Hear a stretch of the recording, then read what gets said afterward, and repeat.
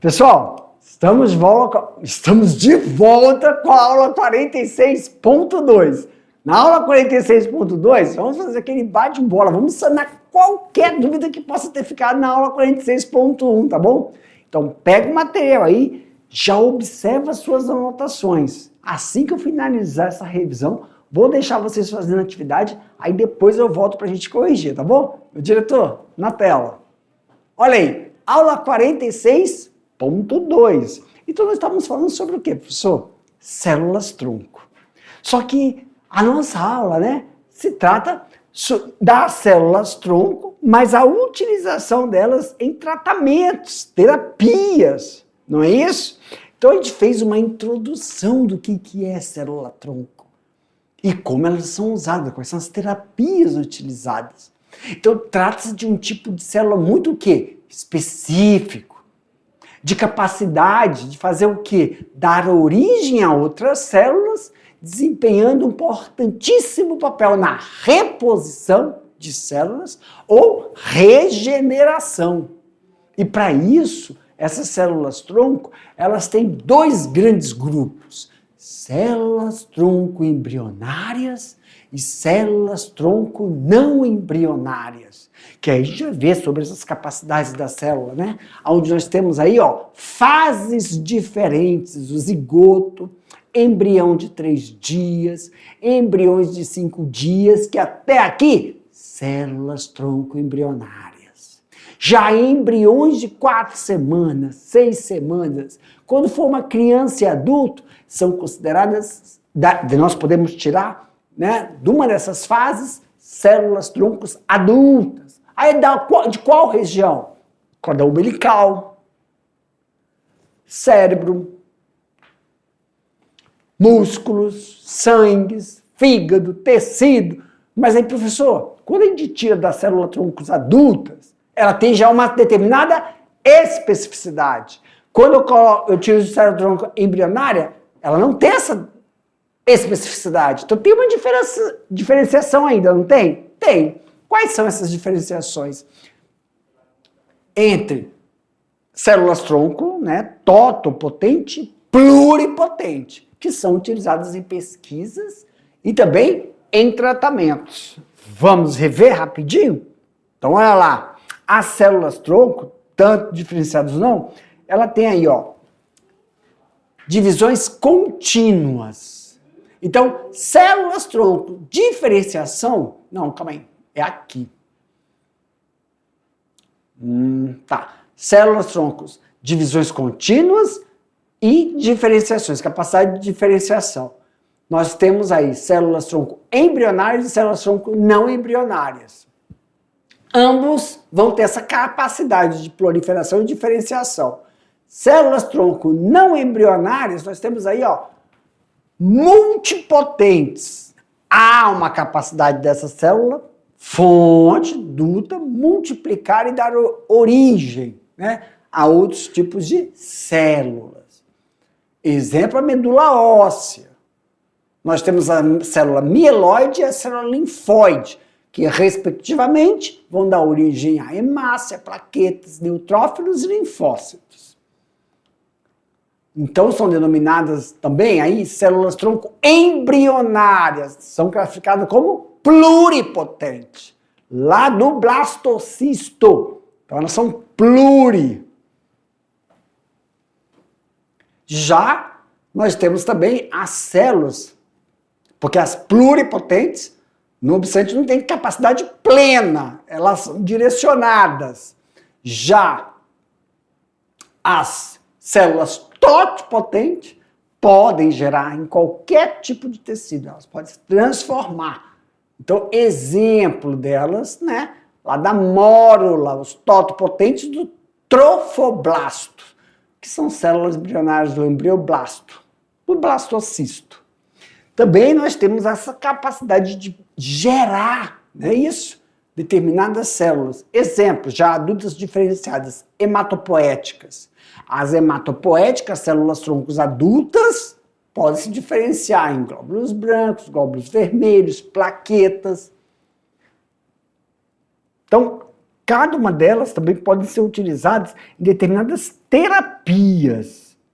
Quais são elas, professor? As mais importantes que nós já vimos, tanto para determinadas diferenciações, nós temos aí, né, Parkinson, nós temos de onde retirar determinadas, como do líquido amniótico, do tecido sanguíneo, como nós vimos, mas também tem que gerar, tem que tomar cuidado e seguir determinadas condições, como se diz a nossa legislação, né? De biossegurança número 11.105 de 2005, onde regula as normas de estudo e utilização dessas células-tronco, tanto multi como totopotente, em pesquisa e terapias. Dentre elas, sejam embriões inviáveis ou congelado há 3 anos ou mais da data da publicação da lei. Também levando em consideração a forma de manutenção desse material. A fonte independe. Se é do trofoblasto, se é da parte sanguínea, do tecido hematopoético, ou se é do líquido amniótico, quando se faz a utilização da técnica de aminocentese para células tronco adultas, já diferenciadas, mas também que têm um potencial de serem agentes que vão regenerar, ou agentes que vão reconstituir, determinar e substituir células que tenham alguma deformidade metabólica, deformidade morfofisiológica, de questões endógenas, como a gente chama de comorbidades ou doenças pré-existentes, na sua grande maioria, de ordem degenerativa, ou bem como relações de parasita e hospedeiro. E aí, nessas duas, nós temos aí, tanto para a pesquisa de células-tronco e a forma de utilização. Para mim, meu diretor, pessoal, vou deixar vocês agora fazendo as atividades. Pega, dá uma lida na atividade, vamos fazer um combinado. Questões abertas, pessoal, cuidado na hora que vocês forem lá escrever as questões abertas e também relacionar as atividades com questões fechadas, que são questões objetivas, tá bom? Daqui a pouco eu volto para a gente corrigir. Boa atividade para vocês.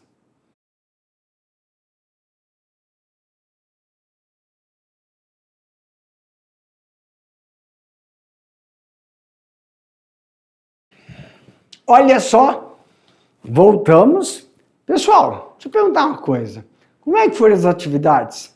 Agora é o momento que nós vamos sanar e resolver qualquer dúvida que possa ter surgido durante a atividade, tá bom?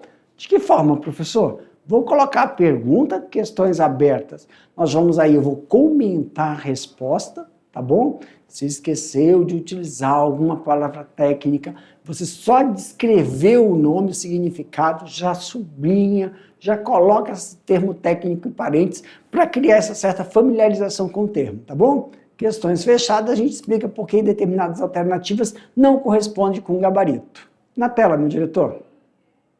Olha aí, pessoal. Questão de número 1. Para que uma célula seja considerada uma célula-tronco, ela precisa obrigatoriamente apresentar 2 características essenciais. Assinale a alternativa que indica corretamente essas características. Alternativa A. Divisão contínua e capacidade de diferenciação. Pô, mas já na primeira. Divisão contínua e capacidade de regeneração. C. Proliferação e capacidade de duplicação. D. Modificação estrutural e retorno ao primeiro estágio. E. Capacidade de crescimento e multiplicação. Gente, nós falamos tanto sobre isso, que na hora que a gente está lendo aqui, né? Olha aí, ó. célula-tronco, opa, coloquei célula-tronco, independentemente se ela é uma célula-tronco multi ou totipotente, ela tem que ter a capacidade de divisão contínua e diferenciação. Claro, professor, mas célula adulta vai se diferenciar do tecido hematopoético e ainda ocorre processo de diferenciações específicas para determinado tecido. Não as totipotentes, que é para tudo. Tá bom? Alternativa A, então. Ok, professor. Questão de número 2. As células-tronco possuem alto poder de diferenciação. Alguns tipos de células-tronco, no entanto, apresentam potencial reduzido, enquanto comparados com outros tipos dessas células. A célula-tronco é capaz de se diferenciar em qualquer tipo celular, incluindo tecido embrionário e tecido embrionário e extraembrionário, é a alternativa A, totipotente. Alternativa B, pluripotente. Alternativa C, pluripotente induzida, multipotente ou megapotente. Eita. Pessoal, a resposta aí é a alternativa A, tá bom? A A é a capacidade de ela se diferenciar em qualquer um ainda. É o totipotente, tá bom? Ok, professor. Vamos lá para a questão de número 3. O estudo das células-tronco vem contribuir com os anseios importantes na área da medicina moderna, pois apresentam grande utilidade ao serem utilizadas para substituir células doentes. Assinale a alternativa correspondente ao nome da prática, né? O nome, qual é a técnica da medicina que é utilizada, né? Essa intervenção medicamentosa com material biológico, podemos dizer assim. Nossa, vai ser tudo a mesma letra hoje? Oh, não, hoje mudou. Professor, alternativa A, terapia gênica, transplante celular, terapia celular, engenharia genética. Professor, ou imunoterapia, eu fiquei em dúvida em terapia gênica e terapia celular. É uma boa dúvida de todo mundo. Pessoal, hoje, a nossa aula falou de célula. A nossa aula falou de célula que tem capacidade de se diferenciar em outros tipos celulares. Essas células, elas podem se diferenciar em qualquer tecido, ou elas podem se transformar em qualquer órgão, ou as toto, né? E as pluri é aquela quando elas já são adultas, elas se diferenciam num ou outro tipo de tecido hematopoético, que vai ser em qualquer tecido sanguíneo. Então, são células com capacidade de se transformar em outras células do organismo. Mas nós não falamos nada de genético, de gene. Ninguém falou do núcleo, ninguém falou do cromossomo, ninguém falou. Então, por isso que a alternativa A não tem como. Então, é a alternativa C. Nós estamos falando de um tratamento nível celular, não gênico. Professor, existem determinadas técnicas para a terapia gênica, que é no gene? Sim. São chamadas de RNA de interferência. Aí é uma terapia gênica. RNA de interferência é uma ferramenta onde você vai alterar de uma forma o gene do indivíduo, não a célula. Tem diferença, nós falamos de células, não de genes. Ah, tá bom, professor. Vamos então para a questão número 4. As células-tronco podem ser classificadas em diferentes tipos de acordo com a sua capacidade de diferenciação. Qual a diferença das células-tronco totipotentes das multipotentes? Ah, sim. Vamos colocar aqui, por exemplo, células-tronco totipotentes. E tem as células-tronco multipotentes. As células-tronco toto podem formar qualquer célula do corpo humano, inclusive células do tecido embrionário, extraembrionário, tanto embrionário quanto extraembrionário. Essas células estão presentes no zigoto, até a fase de mórula, até a fase da mórula. Já as multipotentes têm a capacidade de gerar células do mesmo tecido, lembra? Hematopoético, do qual formam organizadas. Como exemplo, os tecidos podem citar presentes da medula óssea, vão se diferenciar em tecidos do sangue. Não vai gerar rim, não vai gerar tecido cardíaco, não vai gerar tecido muscular, entendeu? Ok. Que são células que já foram de embrionárias e células não embrionárias também, né? Embrionárias e não embrionárias, podem ser chamadas assim. Decolando para o futuro. Questão número 5. A fecundação. Após a fecundação, a célula ovo, o zigoto, inicia o processo de divisão celular sucessiva, originando várias células iguais, que, pelo processo de diferenciação celular, irão originar os diversos tecidos do futuro organismo. Esse processo é denominado de totipotente, principal característica das células-tronco embrionárias. Considerando que um grupo de pesquisadores desenvolveu estudos em células-tronco não embrionárias e necessita utilizar células com potencial de organização de diferenciação do tipo celular para o sucesso da pesquisa, dentre os tipos celulares citados abaixo, o mais recomendado é qual, gente? Célula-tronco do epitélio intestinal, célula-tronco glia, célula-tronco do epitélio do intestinal, célula-tronco glia. Ah, desculpa, eu estou falando tronco, desculpa.